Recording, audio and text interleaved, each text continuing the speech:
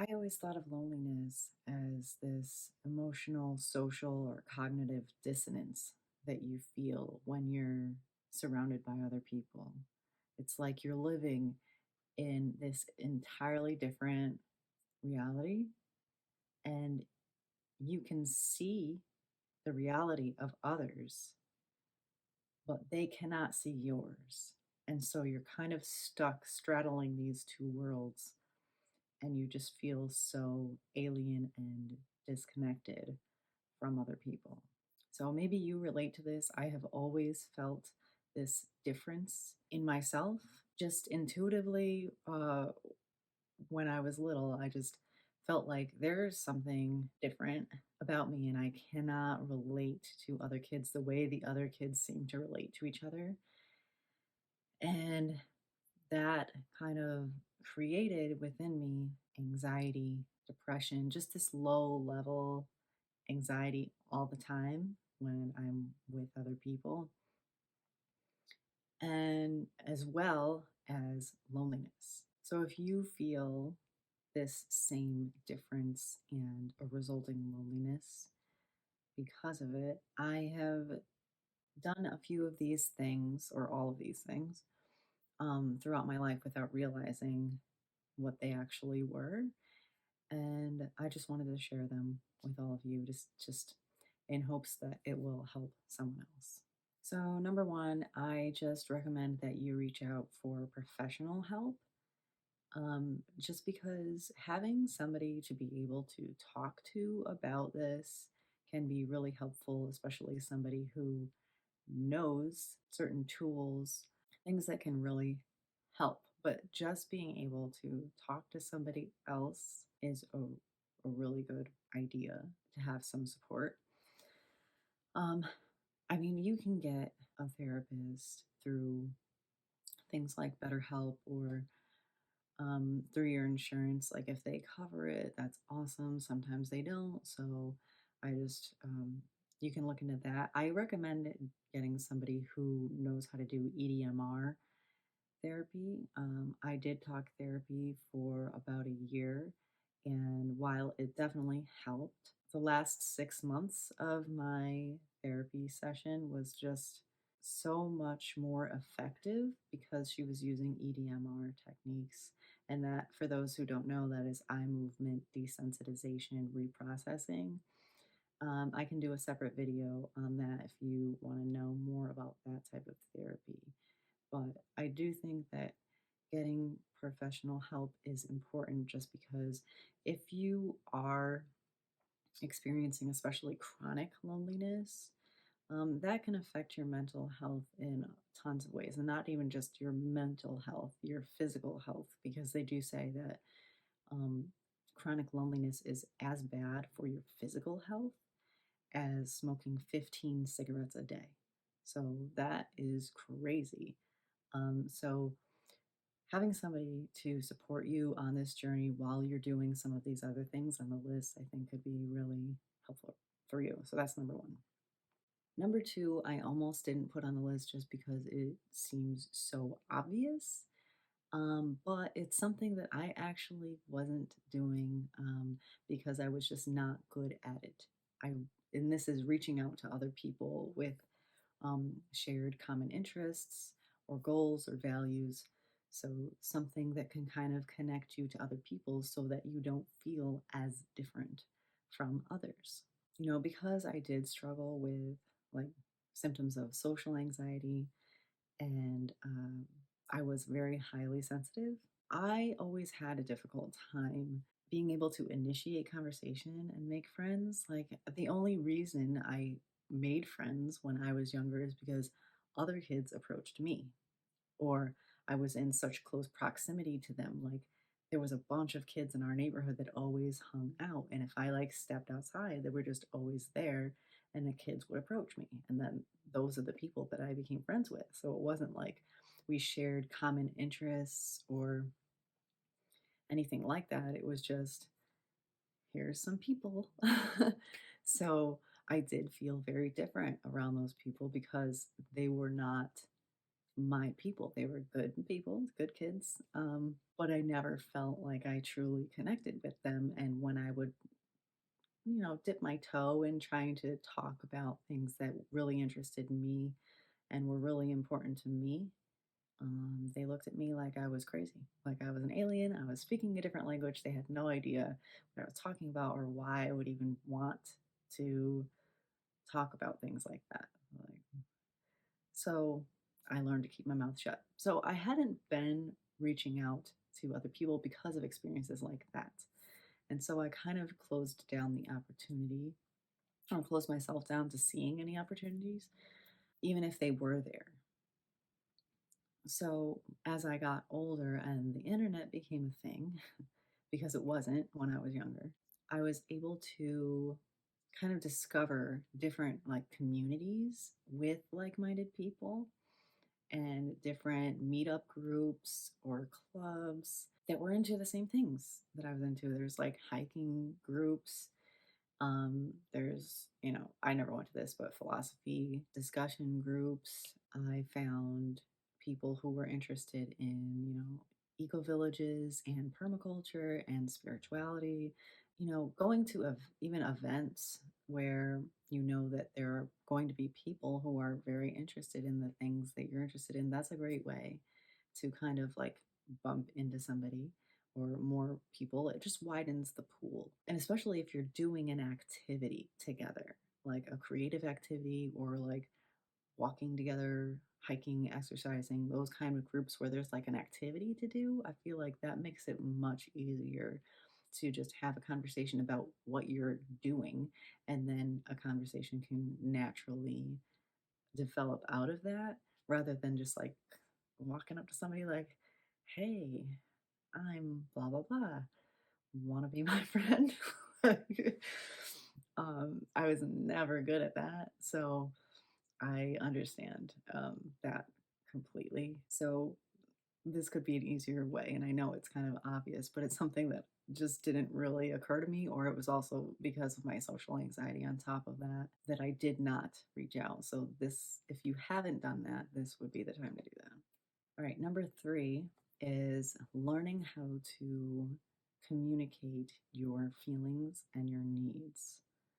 So, this one I think really gets overlooked, and it kind of ties into a few other ones that I have on the list, but I just wanted to mention it because a lot of the time when you do feel very different from other people, you are not you aren't developing your communication skills at all because you might even prefer isolation, which was the case for me. So I did not spend a lot of time socializing, mingling. That was like, ugh, like why would I want to do that? Um, but learning how to be able to really, first of all, like understand what you're feeling and what your needs are is important because sometimes I feel like when we are different and we're masking a lot around other people, we kind of have this filter that kind of makes it really difficult for us to focus in on what we want and what we feel because we're focusing on what everybody else is doing, what's going on, and what they feel, and kind of anticipating their needs. And you might get into a little bit of like people pleasing. So there is this form of communication that I learned while I was living in an eco village called nonviolent communication. And there are books on this. I can leave one in the description if somebody's interested, but it's a way of speaking to other people about your feelings and taking responsibility for your own feelings and needs, and then communicating that to somebody else in a way that will not, hopefully, will not create more conflict or make them feel like they need to be defensive because a lot of the time we can say something and it'll make somebody feel attacked and less likely to come into the conversation with understanding and openness. So it kind of helps create that openness and it takes the pressure off the other person because you are just speaking your feelings and not talking about them and what they need to do. until the end, because then you can come in at the end with a request, which can be, accepted or denied. And you also have to learn how to be open to that. Like, they may not be accepting of your feelings, they may not be able to meet your needs, but I think just being able to communicate in that way can really help with connection with other people that are already in your life, and even with strangers. So I just think it's good practice, to practice your communication skills. And there's other ways to practice that as well, but that's just one that um, I found very helpful. All right, number 4 is self compassion. If we're feeling different all of our lives and have this resulting loneliness, it can be very frustrating. And we can start to beat ourselves up for being the way that we are. It's understandable that, it's really frustrating and it's painful and we want it to stop. But taking the blame off of you is important. I mean, society is just like this, and there's no such thing as normal. And it's not your fault that you are the way you are. That's not a fault. It's not. You are the way you are because that's how you're supposed to be. And end of story. So, so having self compassion, it could help to do some inner child work and really kind of talk to those like frustrated feelings and painful feelings, feeling rejected, like talking to them as if they were a little child that you kind of have to take care of and reparent. And remembering that you need to have patience with a child and to validate and understand, like, well, of course you feel this way. I mean, you have every reason to. It's okay. That's kind of what self-compassion looks like. And that does help with the lonely feelings, because you're being there for yourself. Which brings me to number 5. Number 5 is to recognize when you are self abandoning, when you are around other people, or even just by yourself. Because a lot of the times when we are different, we are starting to look around and notice all of these things that other people do or can do so easily. And you just start learning to kind of mask and deny or numb out what you're feeling and kind of go along with what everybody else wants or what everybody else is doing without checking in to in here, to find out, well, how do I feel about this? Do I want to go to eat where they want to go? Do I really think what they're doing is a good idea? When we aren't checking in with ourselves, that little spark within us, that like just that core identity, it starts to shut down a little bit and it gets muted, and we aren't able to listen as much. So we're kind of just overriding our autonomy, our free will, and we completely abandon ourselves. And when you are abandoning yourself, you're not being authentic. And then you become invisible because you're not being the real you. And then no one can know you. And then no one can authentically connect with you. I was stuck in this for a long time. I still am to some degree. And I'm still noticing certain times when I still do this. And, I'm not saying that we always have to um, remove the mask. I mean, again, self compassion. I know why it's there. It's there as a self protective coping mechanism that we learned in order to protect ourselves from danger, from abandonment, from and rejection from others. So there's a reason that it's there. It's to keep you safe. Um, However, it can also keep you from connecting with anyone. So we can have patience with it and compassion for its existence, and start to notice if there's any times when we can be like, okay, I see what I'm doing, And can I just pause for a second, or can I backtrack, or can I just ask, like, hey, you guys, I don't know if I really want that thing. Can we do this instead? And, it may not always work out um, in the way that you want, but once you start connecting with yourself, loneliness starts to diminish.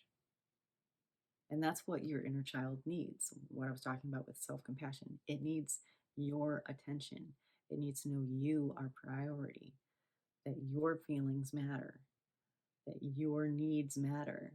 So, recognizing when you're abandoning yourself can be really, really helpful for this. Okay, number 6, I think,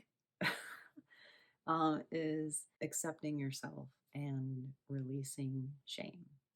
And this is a really big one, and it can take a while, which, is also why I kind of recommended getting some type of professional mental health expert to help you along with this, because this is a journey.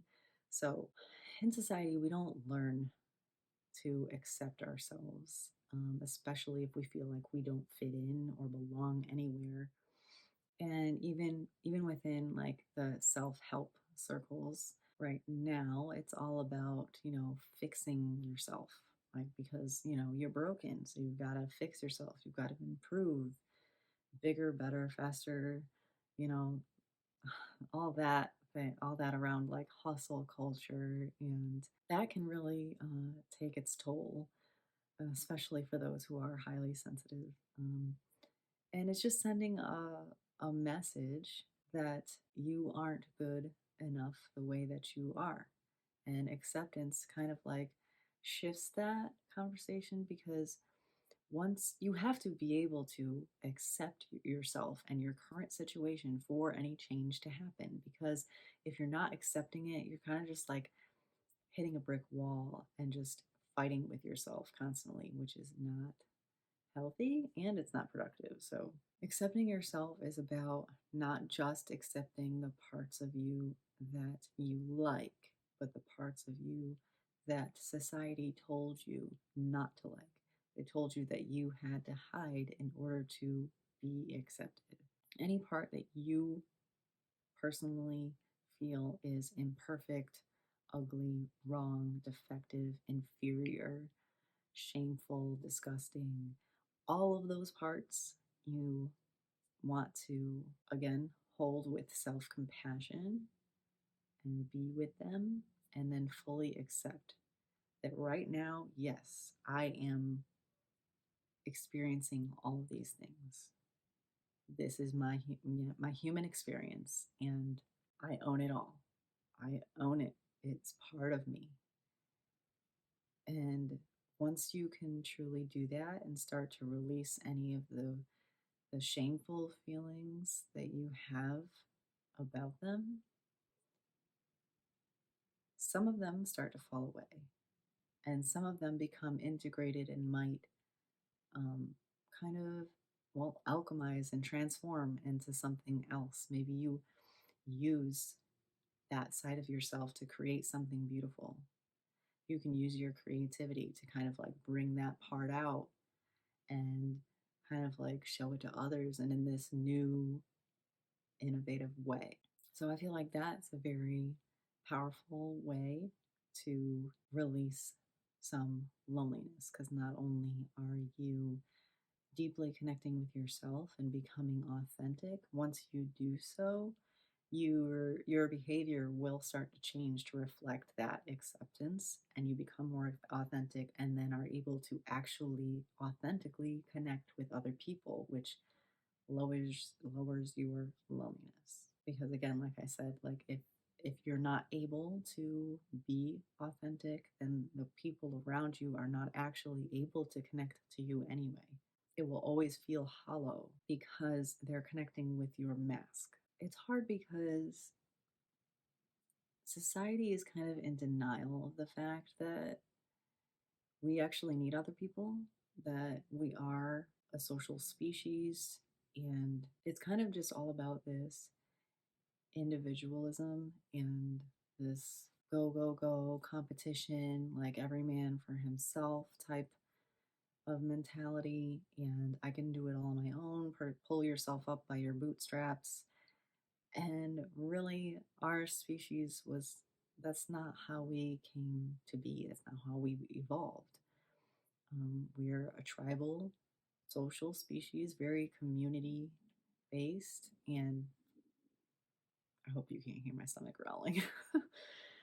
um, so it's a difficult problem because it's not just about you and helping yourself feel less lonely. There's not something you like all of these things you can do kind of on your own. Some of them you can't because I am saying reach out to a professional, reach out to groups that have the same interests and values that you do because this isn't a problem that you could just solve by yourself. And I really wanted to be able to do that because I was afraid of connection.